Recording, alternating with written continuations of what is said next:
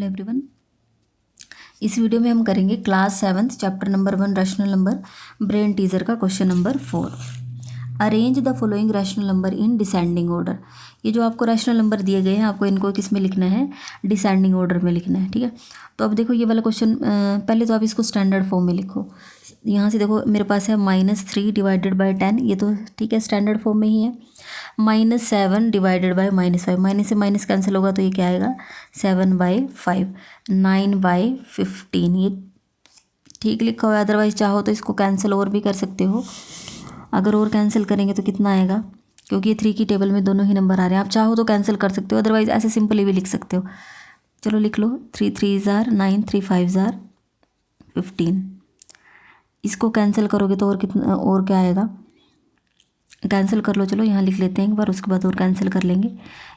ये दोनों ही नंबर आपके 6 की टेबल में आते हैं। 6 3 जार 18, 6 5 आर 30। ठीक है, तो हमारे पास एक बार दोबारा देख लो, 3 3 jar 9, 3 5 jar 15, 6 3 jar 18 and 6 5 jar 30।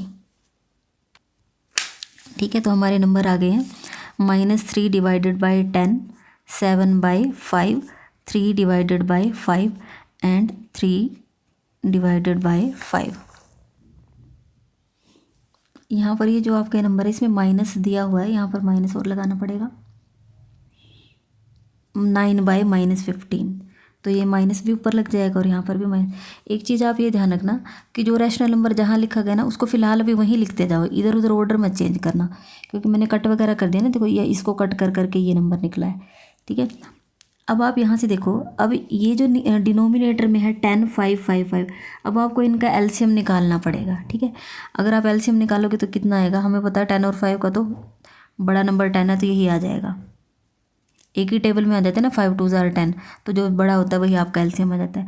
अब इनमें देखो नीचे वाला सेम है ना दोनों में, तो ऊपर वाला भी वही आ जाएगा -3।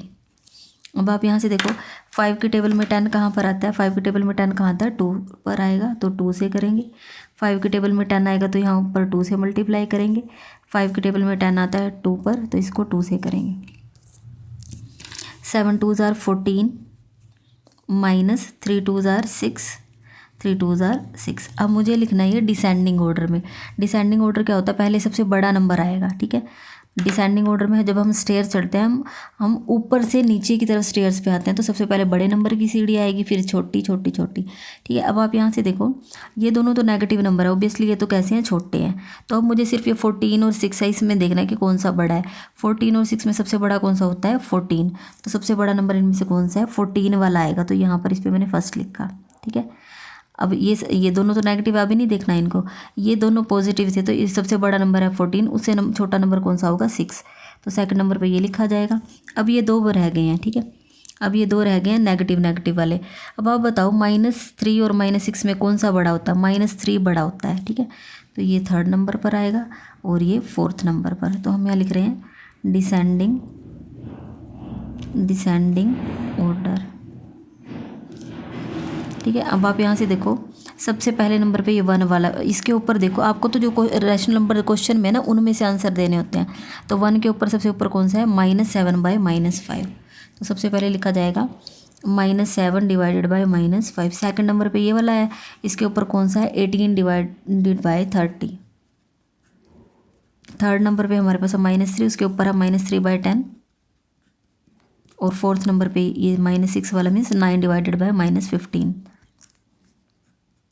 तो यही आपका आंसर आ जाएगा। यह क्वेश्चन हो गया आपका क्वेश्चन नंबर 4। नेक्स्ट है question number 5। On a number line what is the length of the line segment joining. अब आप ये देखो, ऑन अ नंबर लाइन, अब आपसे पूछा गया है नंबर लाइन पर what is the length of the line segment joining 3 and -3। इसको देखो कैसे करेंगे। यहाँ देखो मैंने नंबर लाइन पहले से ही बना दिया ताकि ज़्यादा टाइम ना लगे। On a number line what is the length of the line segment joining 3 and -3। देखो मैंने नंबर लाइन पहले ही बना लिया। अब इन्होंने बोला है कि 3 एंड -3, तो यहाँ देखो मैंने डार्क भी कर दिया थोड़ा सा। 3 और -3 को मिलाओ, यहाँ पर 3 है और यहाँ -3, तो इनको मिला के मैंने थोड़ा डार्क कर रखा है।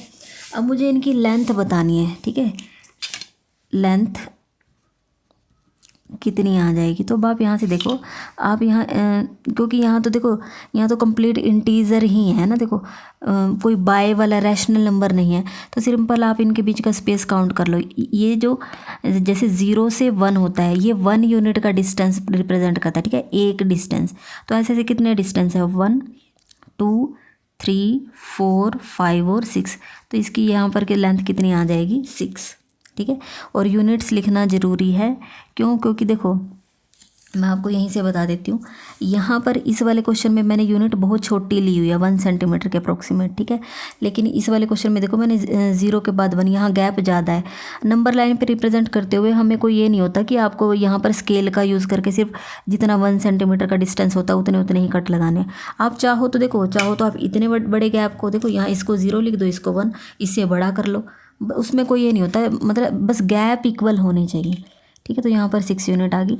इसका एक मैं आपको एक शॉर्ट ट्रिक और बता देती हूँ। देखो लेंथ कैसे काउंट करते हैं, जो नंबर राइट में आपका है, ठीक है, राइट में सबसे आपका कितना आया हुआ है, 3, राइट वाले नंबर में से और वो वाला नंबर जो सबसे लेफ्ट में आया उसको माइनस कर दो, राइट वाले में से लेफ्ट वाला, बड़े में से छोटा, तो यहाँ पर 3 है, ठीक है।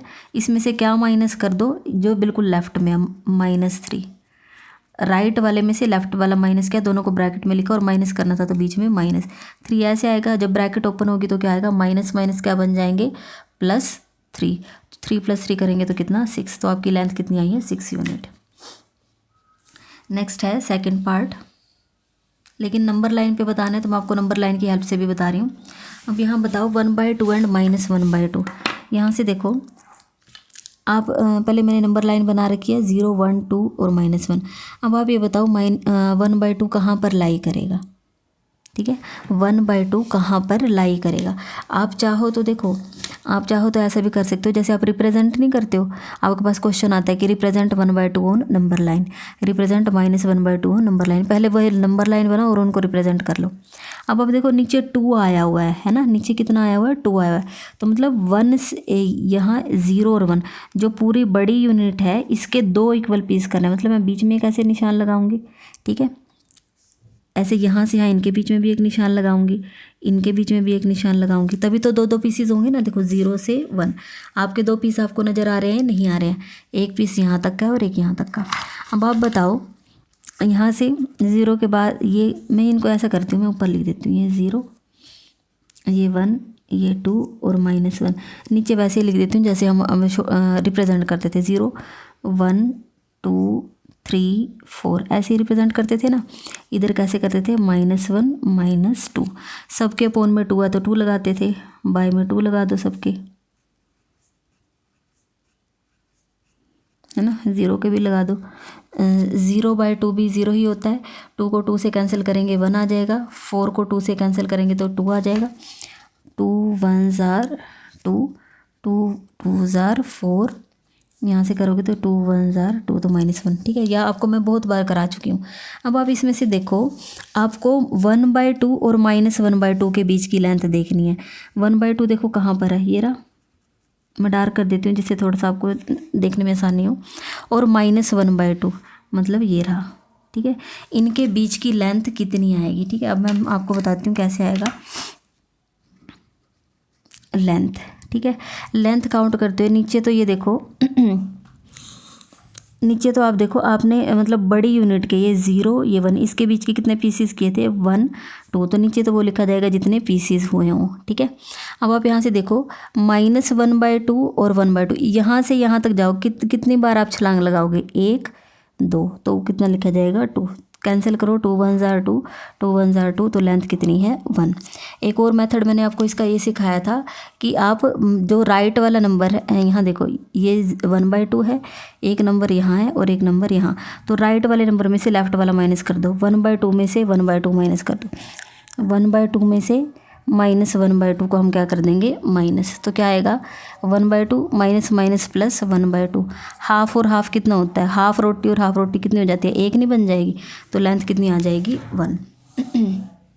नेक्स्ट है 1/2 एंड 2 × 1/2। आप चाहो तो देखो दोनों ही थर्ड पार्ट है 1/2 एंड 2 × 1/2। इसमें देखो हमें क्या करना है, अब मैंने यहाँ पहली नंबर लाइन बना रखी है, ठीक है। यहाँ 0 1 2 3। अब आप यहाँ से देखो इधर -1 -2 भी 1/2 कितना होता है, ठीक है। आपको यहाँ देखना, अगर इसके आगे कुछ भी नहीं लिखा हुआ, क्या इसके आगे कुछ भी लिखा हुआ नहीं, तो इसका मीनिंग है ये 0 के बाद लाई करेगा, 0 के बाद। अब 0 और 1 के बीच में कितना होता है, हाफ। 0 और 1 के बीच में ही आता है ना हाफ, ठीक है। सबसे पहले तो देखो आपको क्या करना है, जब नीचे बाय में 2 लिखा हुआ ना 2, तो ये जो बड़े नंबर है, जैसे 0 से 1 है उसके बीच में एक डॉट लगा दो, 1 और 2 के बीच में एक डॉट लगा दो, 2 और 3 के बीच में, मतलब सबके बीच में एक एक डॉट लगा दो। अब इसके आगे कुछ भी नहीं है, मतलब 0 के बाद लाई करेगा। 0 के बाद 0 और 1 के बीच में जो होता है उसको हम क्या बोलते हैं, 1/2। अब 2 के बाद भी हाफ लेने हैं, मतलब 2 से आगे लाई करेगा, 2 के भी आगे लाई करेगा, मतलब 2 और 3 के बीच में क्या लाई करेगा, 2.5। अब आप तो इसकी लेंथ बताओगे, ठीक है। लेंथ देखो कैसे बताई जाएगी। अब यहाँ से देखो ये 1/2 है, ये 2 × 1/2 है। आप यहाँ से काउंट करो 1, आप देखो छलांग कितनी लगाओगे, 1 2 3 4 लगाई। और कितने कितने एक बड़ी यूनिट के कितने पीसीस क्यों हैं, 0 से 1 के बीच में 1 और 2 पीसीस क्यों ना, इनके नीचे भी तो 2 ही था, तो नीचे 2 लगा दो, 2 1 * 2 2 2 * 4, तो लेंथ आ जाएगी 2। नेक्स्ट है -1/2 × -2 × 1/2। तो मैंने इसको रिप्रेजेंट किया हुआ है, देखो ये 0 -1 -2 और -3, ठीक है। अब आप यहाँ देखो, यहाँ पर नेगेटिव साइड है तो मैंने नेगेटिव साइड ही लिखी है, पॉजिटिव साइड बनाई ही नहीं है।